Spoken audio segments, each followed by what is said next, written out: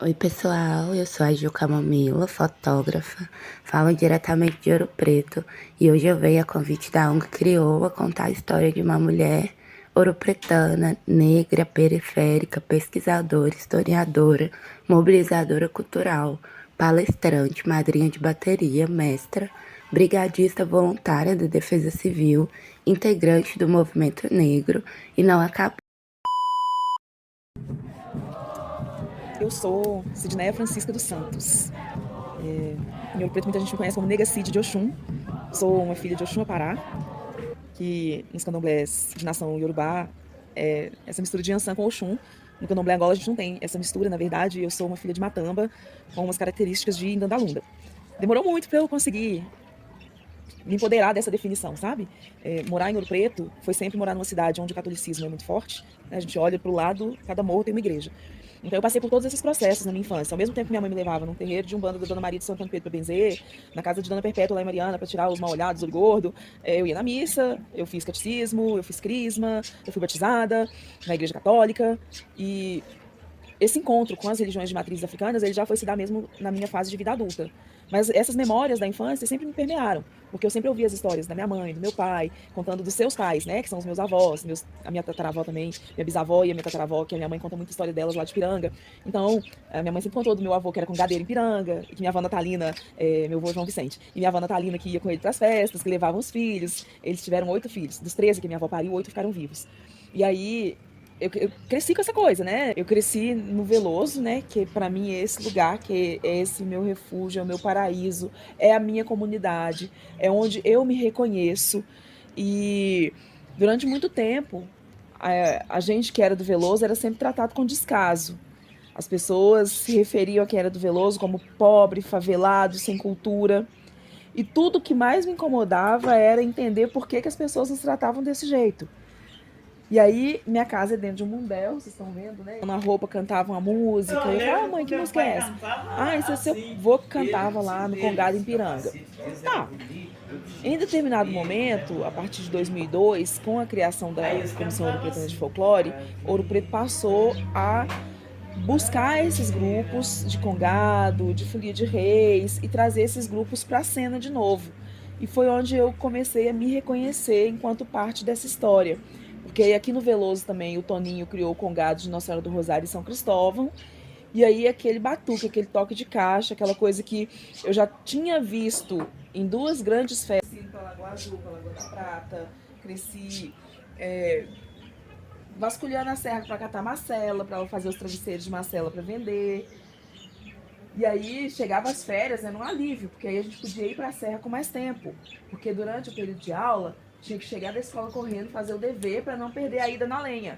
Não era só minha avó, eram várias doninhas, aqui as vizinhas, Dona Benta, Dona Carmita, juntava todo mundo para ir para a serra, Dona Margarida, Dona Cotinha, para ir para a serra buscar lenha. Era um mundo de mulheres. Essa serra era esse ambiente feminino, do matriarcado mesmo, sabe? Conceição Evaristo falou recentemente disso, né? Do mundo sob a perspectiva do matriarcado e o matriarcado com o I de Ayabá. Essa serra é isso. Eram essas mulheres que dominavam essa serra. E é com elas que eu aprendi a catar a macela, identificar as plantas que podiam ser usadas para fazer um chá, a catar o alecrim para fazer vassoura. A minha avó Arlinda, mãe do meu pai, ela é para mim assim essa grande ancestral, mas é diferente da minha avó Natalina, que também é essa grande ancestral que me permeia, mas a minha avó Arlinda, eu tenho com ela essas memórias da lenha.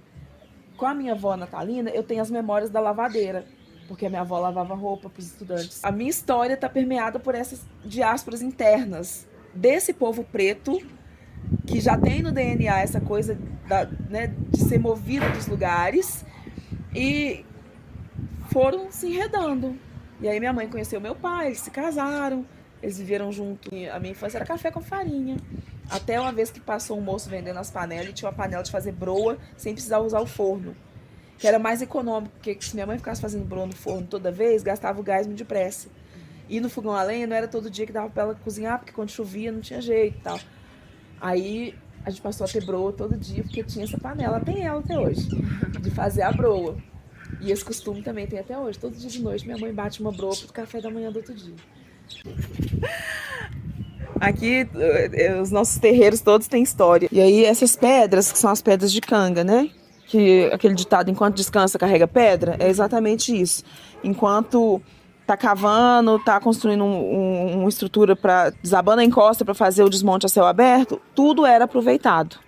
E aí a pedra de canga, também chamada de cabeça de negro, por causa do nosso cabelo que é crespo, né? É essa pedra que foi usada para construir Ouro Preto inteira. A cidade toda. Elas são filhas do irmão mais velho da minha mãe, que é garçom há mais de 50 anos. 54 agora. O primeiro trabalho dele foi no Grande Hotel como jardineiro. Depois ele entrou para a profissão de garçom, ele já ganhou até a medalha de Inconfidência, porque é o garçom mais velho de Ouro Preto em atividade até hoje. E ela correu atrás, registrado! Vamos ver Miguel aqui, ó. Miguel foi Bituca criança no filme do Milton Nascimento. Não sei se você lembra que Du fez umas postagens. Não vi, não. Miguel foi o Milton Nascimento criança. Como disse Sérgio Pererê, todo preto é parente. O Veloso é uma grande potência. O nome Veloso, que vem de José Veloso do Carmo, que foi o português que foi dono da entrada de Ouro Preto, da Pedra de Amolá, até que perto da rodoviária, essa encosta da serra inteira pertencia a ele, é esse lugar onde a mineração de ouro acabou, a escravidão, abre aspas, fecha aspas, foi abolida, as pessoas continuaram residindo nesses lugares e mantendo de alguma forma essas memórias. Né? Quando a Dona Pinha constrói a casa dela e mantém a parede, quando o meu avô vem morar aqui e mantém a parede, quando o Du reconstrói um terreno e acha a mina e mantém a mina, é manter essa memória viva. Essa memória é a nossa história, que foi tirada de nós durante tanto tempo, né? Durante tanto tempo a gente era só escravo que fazia serviço braçal e a gente nunca se compreendeu dentro disso. Ouro Preto não nasceu lá na praça. Ouro Preto nasceu aqui, sabe? Vamos celebrar agora 100 anos da passagem dos modernistas, né? Claro, tem muita coisa positiva nessa passagem dos modernistas, nessa questão de preservação, mas e quanta coisa eles não tiveram sensibilidade para ver e enxergar? Somos nós que eles não enxergaram, né? Eles enxergaram igrejas, museus, casarões, mas eles não enxergaram a gente. Então hoje a gente está aqui para falar que a gente existe. Vai falar de 100 anos dos modernistas? Vai, mas vai falar da gente que está aqui, mantendo isso tudo vivo. Porque também o dia que o morro não descer, não tem centro histórico.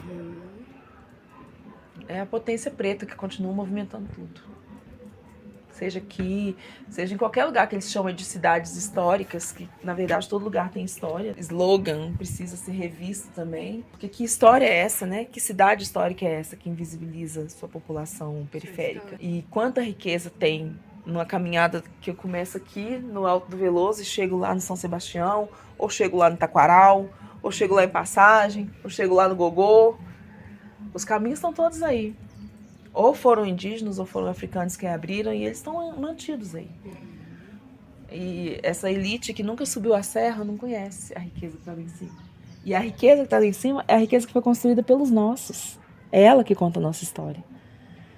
São farilhos, são aquedutos, são minas, são galerias, é o cascalho enrolado, mexido, é um veio de água desviado, porque a gravidade vai fazer mais efeito aqui do que lá.